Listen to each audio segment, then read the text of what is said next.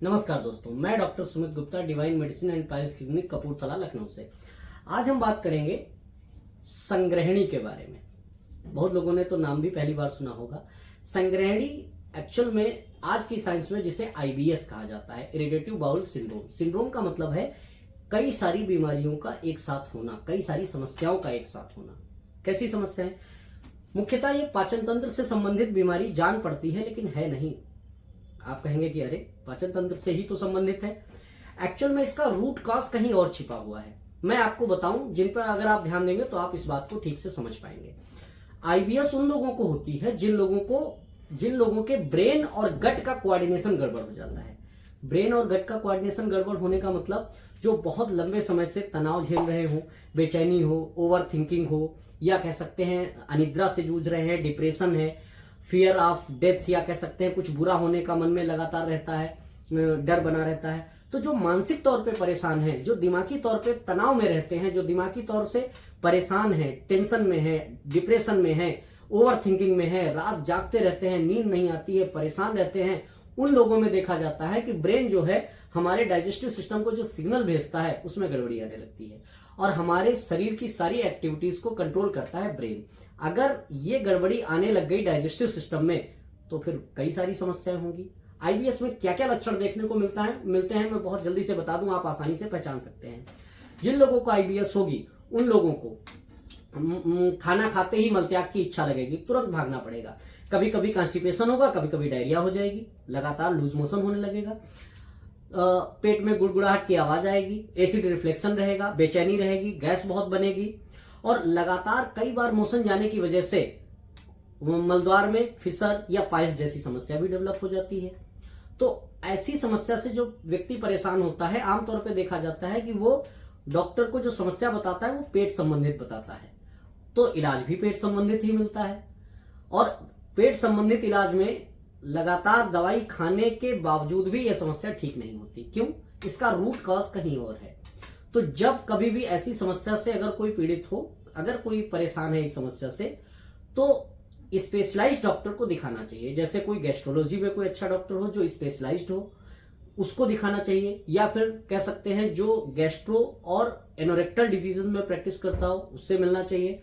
वो आपको बताएंगे भी कि अगर उनको जरूरत लगेगी तो वो आपको मनोचिकित्सक के पास भी रेफर करेंगे कि एक बार आप उनको उनसे भी सलाह लेनी चाहिए। लेकिन अगर ऐसी कोई समस्या हो तो जनरल फिजिशियन से एक दो बार दवा लेने के बाद, अगर आप, क्योंकि शुरुआत में व्यक्ति तो जनरल फिजिशियन के पास ही जाता है, तो अगर आपको आराम नहीं मिलती तो आपको इस डायरेक्शन में भी सोचना चाहिए।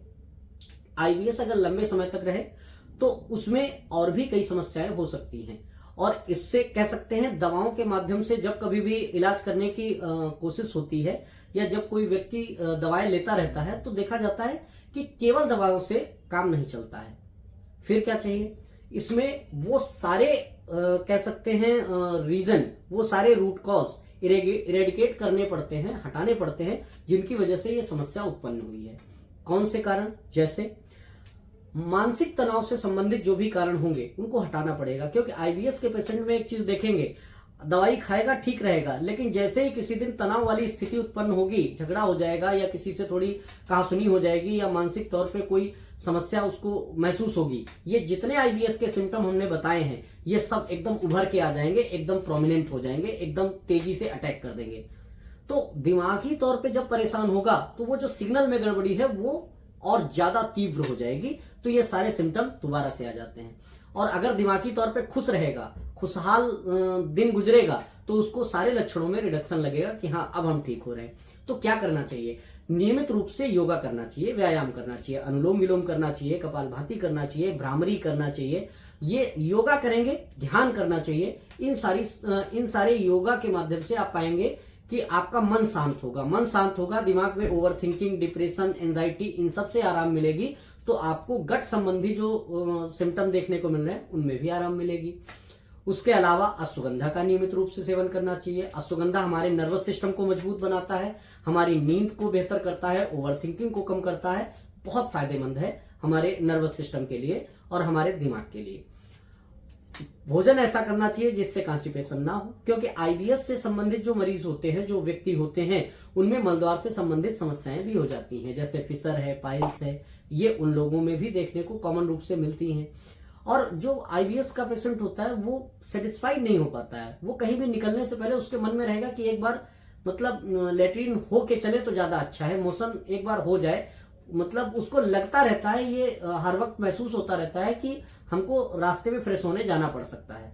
तो ऐसा व्यक्ति हमेशा डाउट में रहता है। तो जब भी कभी इलाज हो तो इस चीज का बहुत ध्यान रखें कि पहले मानसिक तौर पर भी उसका व्यक्ति का इलाज होना चाहिए। योगा बहुत हेल्पफुल है, खूब टहलें, नियमित रूप में ध्यान करें, ठंडे ऑयल जैसे नवरत्न वगैरह है उसका भी सर के ऊपर चंपी कर सकते हैं, उससे भी थोड़ा सा दिमाग शांत होता है, नींद लाने में बहुत फायदा करता है।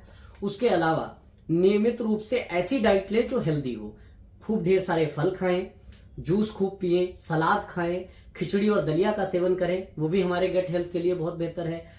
किशमिश, अंजीर और मखाना इनको भिगा कर खाएं, ये भी बहुत अच्छा करते हैं। तेल मसाला वाला खाना ना खाएं, पनीर है या कह सकते हैं नॉनवेज है, अमरूद है, ऐसी चीजें मैदे से बनी चीजें हैं जो कॉन्स्टिपेशन कर सकती हैं, इनको अवॉइड करना चाहिए। तनाव से दूर रहना चाहिए, नियमित रूप से नींद लेनी चाहिए, कम से कम 7 से 8 घंटे की नींद लेना चाहिए जो ऐसी समस्या से पीड़ित है।